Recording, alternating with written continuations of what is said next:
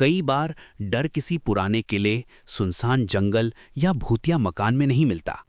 कभी-कभी सबसे डरावनी चीज वहीं मिलती है जहां रोज लोग आते जाते हैं।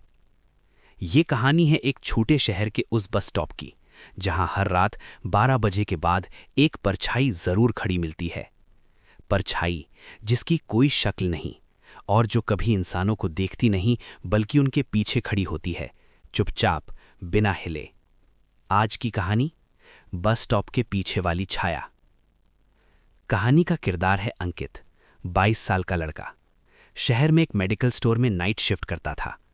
उसकी ड्यूटी रात 11:30 बजे खत्म होती थी और उसे आखिरी बस मिलती थी 12:05 की। उस रात पता नहीं क्यों शहर की हवा कुछ अलग लग रही थी। अंकित अपने आप से, आज इतनी खामोशी क्यों है? बस स्टॉप बिल्कुल खाली था। बस स्टॉप के ठीक पीछे एक पुरानी काली दीवार थी, जिसके बारे में लोग कहते थे कि वहां किसी जमाने में हादसा हुआ था। अंकित मोबाइल देख रहा था। तभी अंकित ने सोचा कोई और यात्री होगा, पर जब उसने पीछे देखा, कोई नहीं था। अंकित फिर मोबाइल में व्यस्त हो गया, पर कुछ ही सेकंड बाद अंकित को लगा जैसे कोई उसके बिल्कुल पीछे खड़ा है।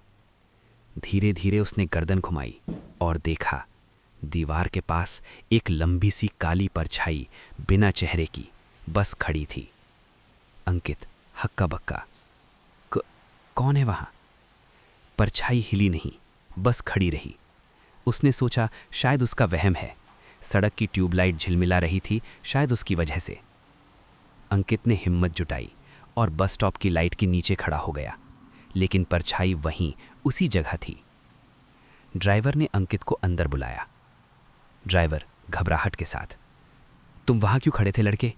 कभी उस दीवार के पास मत जाना। अंकित, क्यों, कोई है क्या वहां? ड्राइवर ने सीट से पीछे देखा और कुछ सेकंड चुप रहा। वो परछाई हर रात दिखती है, पर याद रखना, जिसे वो देख लेती है वो दोबारा सुबह नहीं देख पाता। अंकित डर गया, पर उसने सोचा ये सब बेकार की अफवाहें हैं। अगली रात अंकित फिर बस स्टॉप पहुंचा।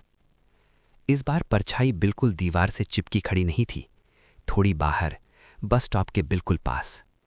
अंकित के पैरों में सिहरन दौड़ गई। अंकित, ये कल से ज्यादा पास कैसे? अचानक परछाई ने धीमी सी कदम बढ़ाया, सीधा उसकी तरफ। अंकित डर के मारे वहीं जम गया। उसके मोबाइल की फ्लैशलाइट ऑन हुई और पल भर के लिए परछाई गायब। पर जैसे ही फ्लैश बंद, वो फिर वहीं, पहले से और करीब। बस आई और अंकित भागकर चढ़ गया।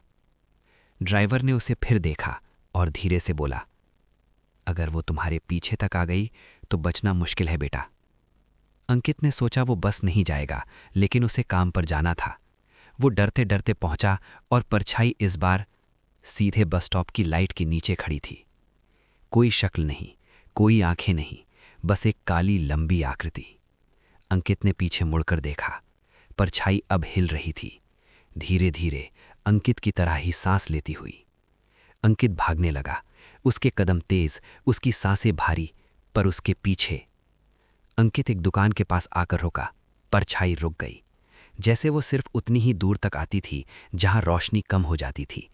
अंकित की सांसें कंपकपा रही थीं। अगले दिन ड्राइवर उससे बोला, सुन, आज मत जाना उस बस स्टॉप पर, आज अमावस्या है। पर अंकित को ऑफिस में जरूरी काम था।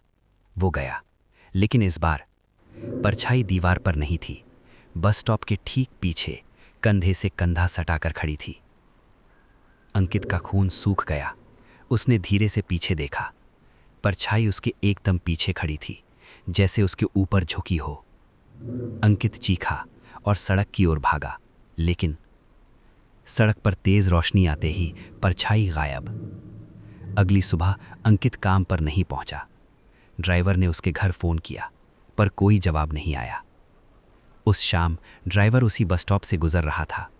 उसने दीवार के पास देखा, एक नई परछाई, जैसे किसी इंसान की, और उसके बगल में एक दूसरी पतली परछाई जिसके बाल हवा में उड़ रहे थे। ड्राइवर की आंखें डर से फैल गईं। ड्राइवर धीरे से, एक और उस दिन से बस स्टॉप के पीछे वाली परछाई अब 2 हो गई।